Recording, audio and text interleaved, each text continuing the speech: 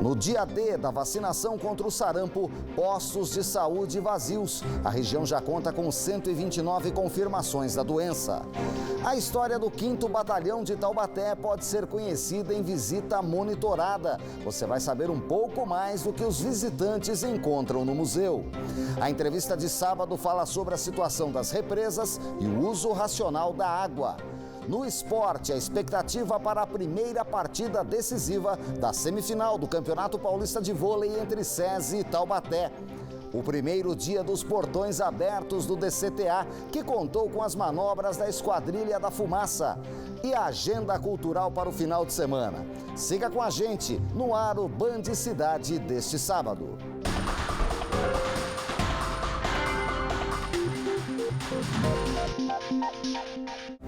Olá, muito boa noite. Nas últimas semanas, quase diariamente aqui no Band Cidade, a gente atualiza o crescente número de pessoas infectadas pelo sarampo, doença que voltou com tudo no país este ano, principalmente no estado de São Paulo. Hoje foi dia D de vacinação contra a doença. A região já tem 129 pessoas que receberam tratamento e passam bem, mas o sarampo pode matar. E nem mesmo esse risco levou os pais de menores de 5 anos a procurarem os postos de saúde.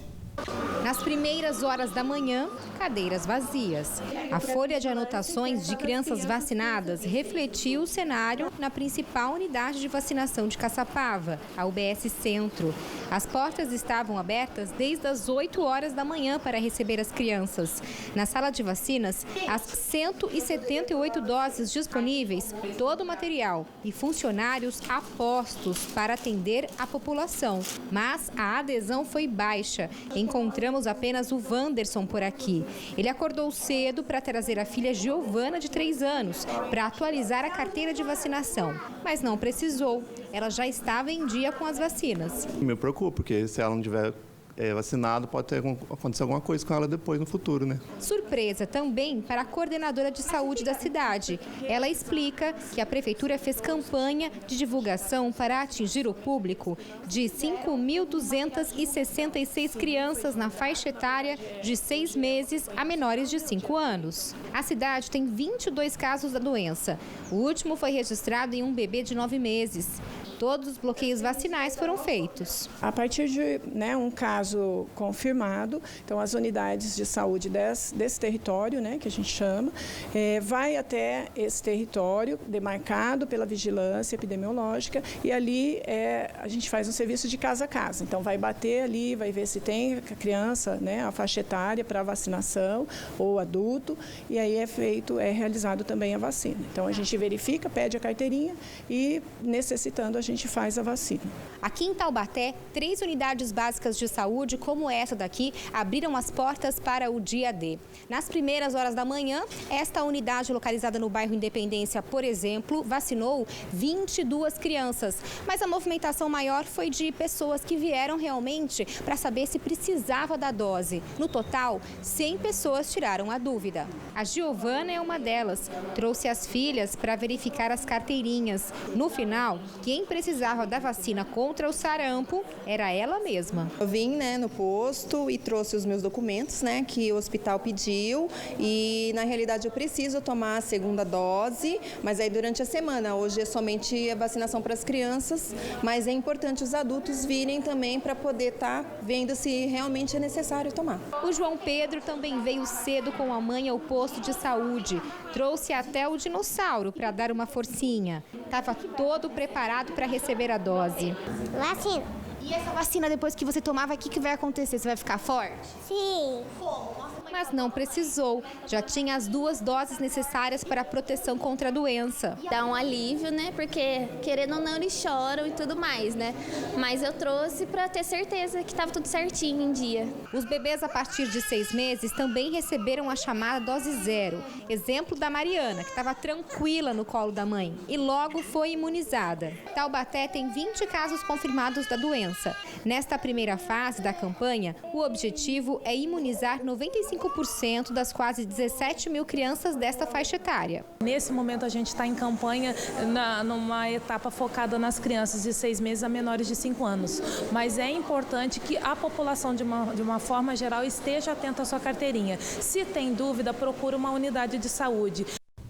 A campanha com prioridade para crianças entre 6 meses e 5 anos vai até o final deste mês. Voltar no tempo e conhecer um pouco mais sobre a história do 5º Batalhão da Polícia Militar de Taubaté. Muitas pessoas não sabem, mas o local está aberto à população para uma visitação monitorada. O cão da raça pastor alemão, que deu origem ao canil do 5º Batalhão de Polícia Militar do Interior, em Taubaté, é uma das peças em exposição no memorial montado dentro da unidade, considerada mãe das organizações policiais sediadas no Vale do Paraíba. A peça foi feita na década de 1960 pelo sargento Jaurês, que prestou serviço durante 20 anos ao Comando Militar de Taubaté. Eu fiz o cachorro para o Coronel Oliveira Júnior, né? Mas o Coronel Iraíba falou, não, esse cachorro não vai lá para o canil, vai ficar aqui na minha sala. E ficou. Fico emocionado, né? Que graças a Deus eu vivi muito bem aqui. Esse livro de registros de 1913 guarda muitas histórias e retrata em detalhes todas as atividades do batalhão na época. Vários desses exemplares também estão expostos no memorial.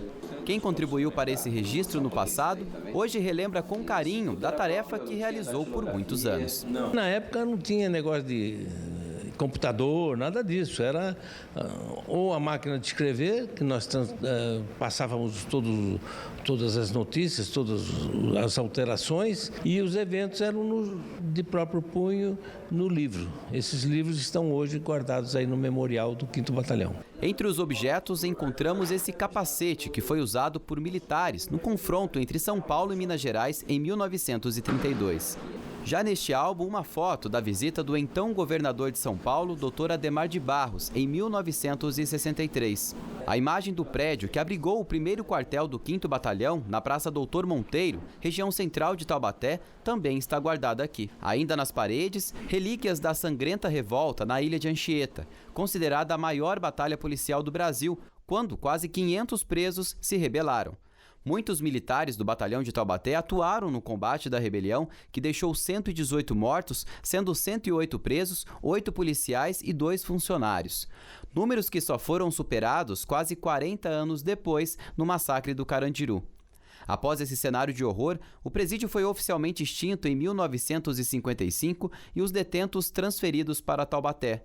Detalhes da rebelião que marcou a história prisional do país são contados no livro escrito pelo coronel da reserva Lamarque Monteiro. O batalhão teve a participação nessas revoluções de 1922, e quando era lá de São Paulo, de 1924, não é? E aqui em Taubaté não era o batalhão ainda nessa época, era um destacamento onde um tenente aqui, o tenente Prado, se deslocou para São Paulo, né? Combater aquela revolução de 24. Aqui o visitante ainda pode ver espadas de diferentes épocas, entre outros objetos. Tudo exposto no memorial inaugurado em 2013 e que é apenas um dos espaços aberto à população dentro do 5º Batalhão da Polícia Militar de Taubaté. A gente tem uma visita monitorada e é um acervo muito rico, né? Um acervo desde 1800, aqui nós temos livros aí com registro de 1913 e mais materiais também interessantes, dá para ver a evolução, a construção do quartel, a evolução política da Polícia Militar, a participação em vários momentos importantes da história brasileira.